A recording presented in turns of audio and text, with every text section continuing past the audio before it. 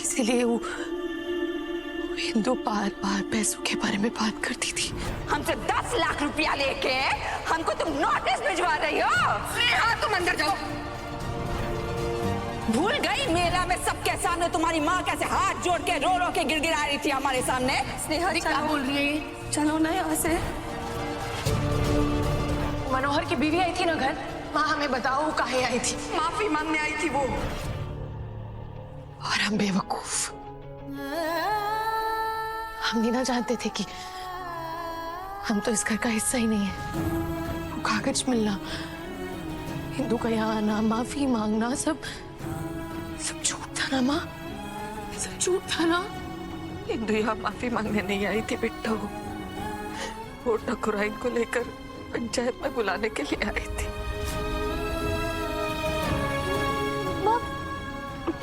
फिर पंचायत में क्या हुआ? पंचायत का फैसला हमारे हिस्से में कैसे है? 10 लाख रुपए तो हमारे पास नहीं थे ना देने को। तो वो नहीं, चोर पकड़ा क्या? कल ही था चोर।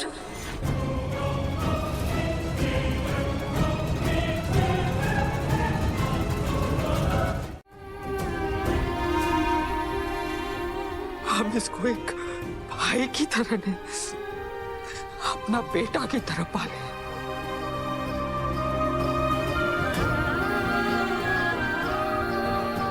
तुझको बताना तो दूर, तुझको एहसास भी नहीं होने दिया कि तू मेरा कोई नहीं लगता।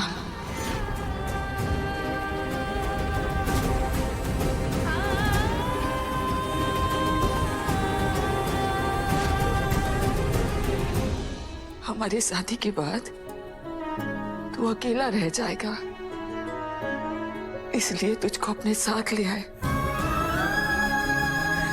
हर चीज का ध्यान रखा रे, तेरे खाने पीने का, कपड़ा लत्ता, पढ़ाई लिखाई, हर ऐसो आराम दिया। पारस का दिवाली में एक कपड़ा आता तो तेरा तो, और तू हमारे साथ क्या किया? जो औरत हमारे सामने सिर झुका रहता था, पूरे पंच के सामने, पूरे समाज के सामने, दो गांव के सामने हमको उससे माफी मांगना पड़ा। जो बोलना है हमको बोल लो दीदी, और आज तो तुम हमको हमारा सच्चाई भी बता दी हो।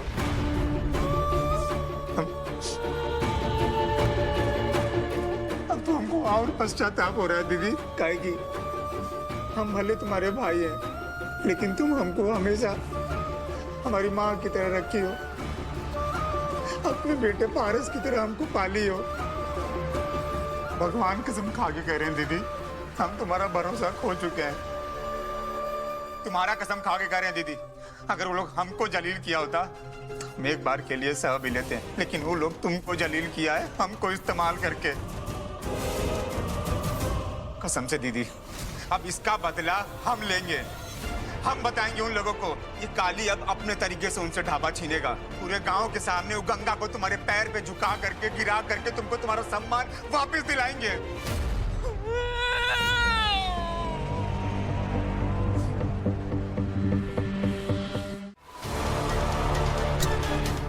ए, कौन है बे?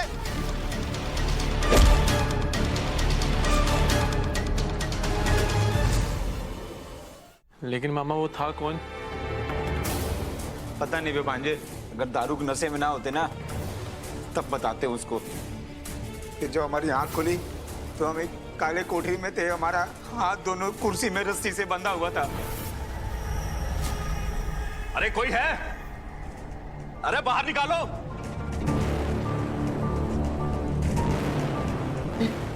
इंस्पेक्टर साहब आप यहाँ? अरे सब तुम्हारी वजह से। अब हमरी और तुम्हारी भलाई इसी में है कि कल पंचायत के सामने अपना गुनाह कबूल कर लेना, समझे? ये कैसे बात कर रहे हैं? दिमाग वाग बेच क्या है का? जो पाकिट और हाथ आपका गर्म किया था उसका का?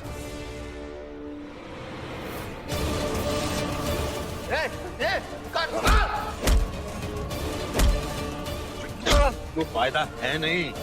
अरे हम पंचायत में बोल के रहेंगे, तुम बोल दो, नहीं तो ना तुम्हें जीने देगा ना मरने देगा।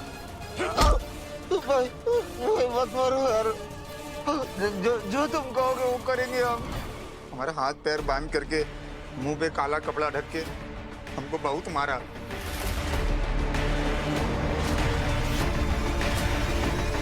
अगर हम सच कबूल नहीं करते तो हम वापस घर नहीं आ पाते। नहीं आते तो नहीं आते।